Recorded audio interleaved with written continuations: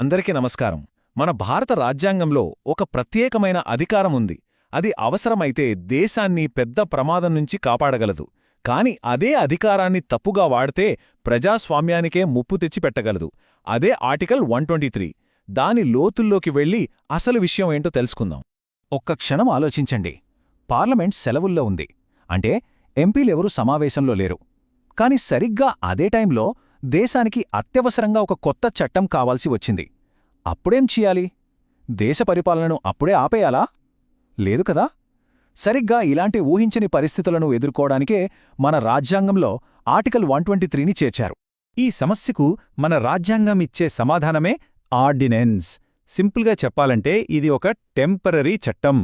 Parliament సమావేశంలో లేనప్పుడు రాష్ట్రపతి దీన్ని జారీ చేస్తారు. దీనికి మామూలు చట్టానికి ఉన్నంత పవరుంటుంది. కాని ఒక్కటే తేడా, ఇది పర్మనెంట్ కాదు. అయితే ఇంత శక్తివంతమైన అధికారాన్ని కేవలం ఒక్క వ్యక్తి అంటే రాష్ట్రపతి చేతిలో ఎందుకు పెట్టారు? ఇది కొంచెం రిస్క్ అనిపించటం లేదా? మన రాజ్యాంగ నిర్మాతలు దీని గురించి చాలా ఆలోచించారు. వాళ్ళ ఉద్దేశమేంటో ఇప్పుడు చూద్దాం. దీని వెనుకున్న ఆలోచన చాలా క్లియర్. మొదటిది, పరిపాలన ఆగకూడదు, కంటిన్యూస్గా జరగాలి. రెండోది, ఎమర్జెన్సీలో చాలా వేగంగా యాక్షన్ తీసుకోవాలి. కాని అదే సమయంలో జవాబుదారీతనం కూడా ఉండాలి. అందుకే ఫైనల్ డెసిషన్ తీసుకునే అధికారం మళ్ళీ పార్లమెంట్కే ఇచ్చారు. ఇక మూడోది, ఈ అధికారాన్ని ఎవరూ దుర్వినియోగం చెయ్యకుండా టైం లిమిట్ అనే ఒక సేఫ్టీ బ్రేక్ పెట్టారు. అంటే స్పీడ్, సేఫ్టీ రెండింటినీ బ్యాలెన్స్ చేశారన్నమాట. అయితే ఈ అధికారం అంటే ఏదో బ్లాంక్ చెక్ లాంటిది కాదు, ఇష్టమొచ్చినట్టు వాడుకోవడానికి వీల్లేదు. మన రాజ్యాంగ నిర్మాతలు దీనికోసం ఒక సేఫ్టీ లాక్ లాంటిది పెట్టారు. అదే 6 వారాల నియమం. అసలు ఈ రూలేంటో చూద్దాం. ఇది చాలా ముఖ్యమైన పాయింట్. పార్లమెంటు మళ్లీ సమావేశమైన తరువాత ఏ ఆర్డినెన్స్ అయినా సరే కేవలం 6 వారాలు మాత్రమే బతికుంటుంది. ఆ 6 వారాలలోపు పార్లమెంటు దాన్ని ఆమోదించకపోతే అది ఆటోమేటిక్గా రద్దయిపోతుంది. అంతే, దాని కథ ముగిసినట్టే. దీన్ని మనం ఎలా అర్థం చేసుకోవాలంటే, ఆర్డినెన్స్ అనేది కేవలం ఒక తాత్కాలిక ఊపిరిలాంటిది, అంతేగాని అదే శాశ్వత పరిష్కారం కాదు. ఈ 6 వారాల రూల్ వల్లే ఆర్డినెన్స్ ఎప్పటికీ ఒక షార్ట్ టర్మ్ మెజర్గానే మిగిలిపోతుంది.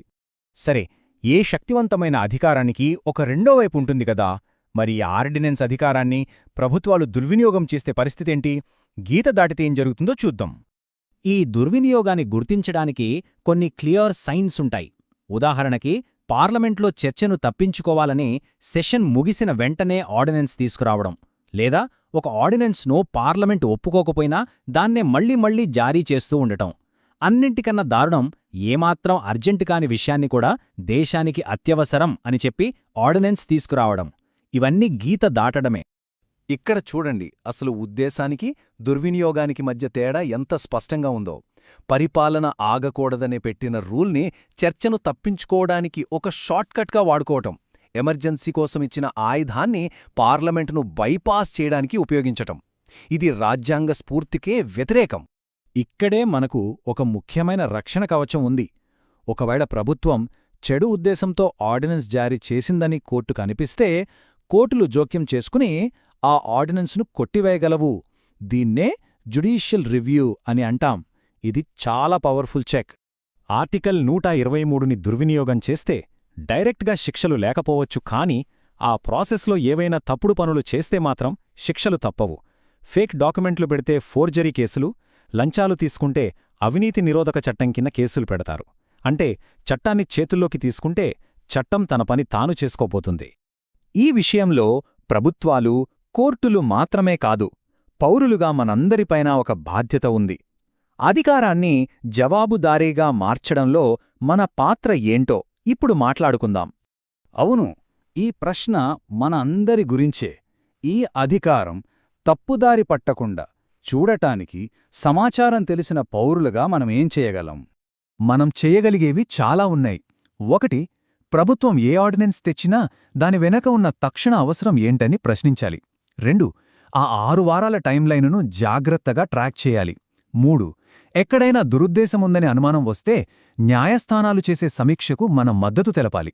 4, ఈ ఆర్డినెన్స్లపై పార్లమెంట్లో పూర్తి స్థాయిలో చర్చ జరగాలని మన ప్రజాప్రతినిధులపై ఒత్తిడి తీసుకురావాలి.